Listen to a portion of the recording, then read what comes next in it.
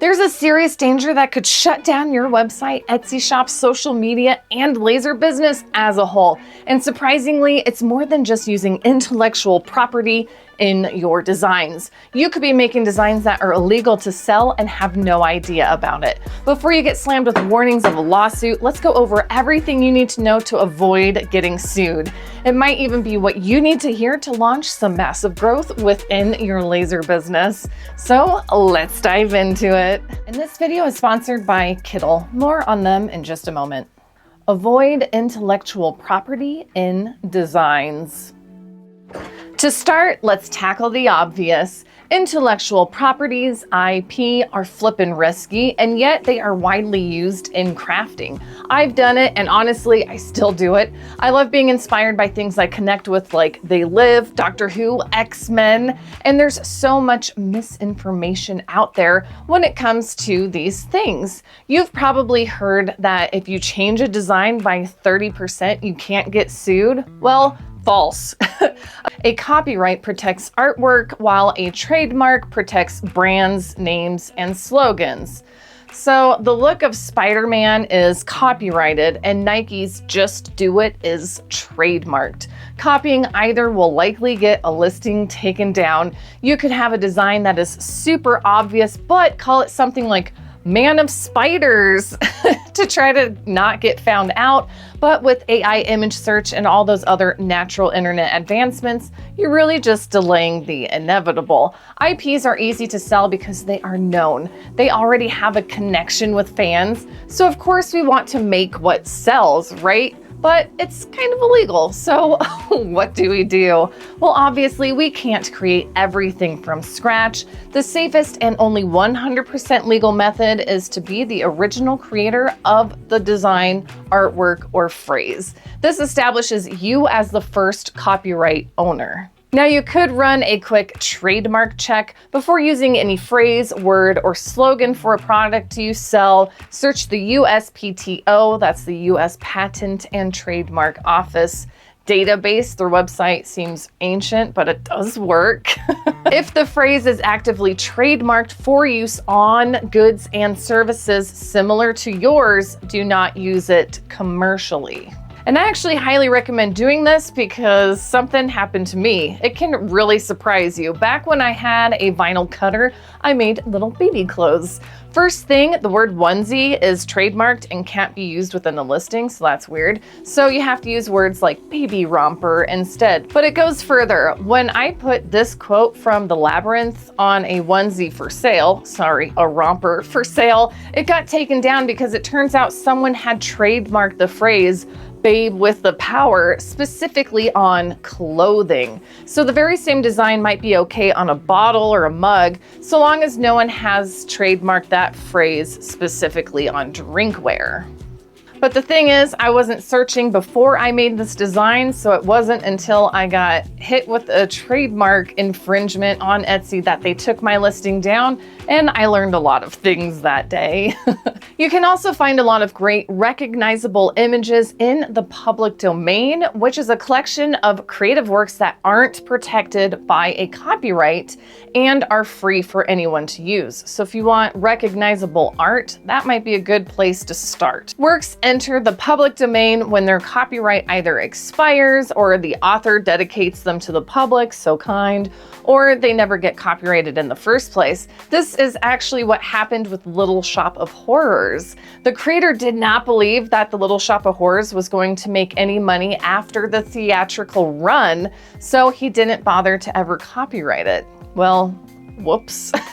People sometimes try to claim fair use when using an IP, especially from film and movies and things. Don't rely on fair use defense for commercial sales, however. Fair use is primarily for commentary, criticism, news reporting, or education, not for making money on a physical product. So if you want to put a movie scene on the side of a mug or something like that, you can't claim fair use. If you wanted to start an Everything Wrong with Movie Review YouTube channel, however, you'd probably be okay with fair use.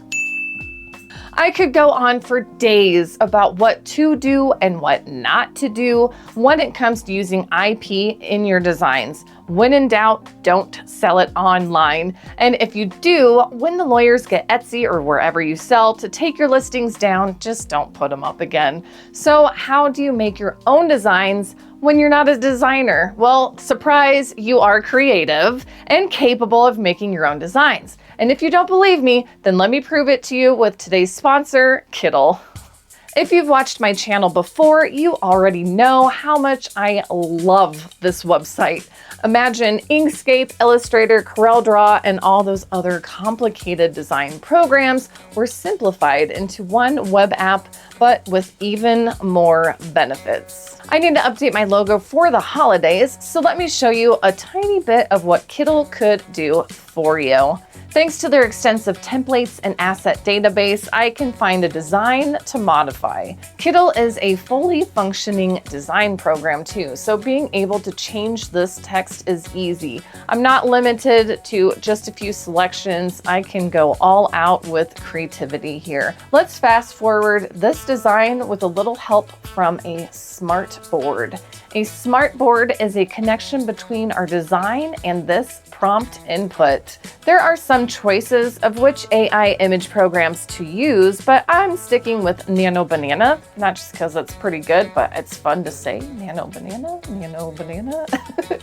In the input, I told it to keep it pretty much the same, but add some extra festive images and a background blob. I love this one. Okay, perfect. Let's copy it into an image, take out the background, the white background, we don't need that, and then save it for my website. Now this took me less than 5 minutes to make, and so would making an image just for laser engraving. One of my favorite things is that you can turn images into vector images. You can then separate colors for layered laser designs or leave just the outline to engrave. I was able to make this awesome cat image and alter the text for this wood box I made. And I sold it for 40 freaking bucks. So fast too, it was crazy. Now is the best time to try it or upgrade. From November 24th to December 2nd, you can get 25% off a full year of Kittl Pro or the Expert plan. And no, it's not just for new users. Current users, returning users, and new signups can all use the code BF2025 to save on new plans or to upgrade a current plan. So click the link down below, check out what else Kittl can do for you and your business, and save big with this Black Friday deal. And you know, there's often questions of what is actually allowed to be resold from a design website like Kittl, so let's tackle that one next. Websites that restrict commercial use and reselling.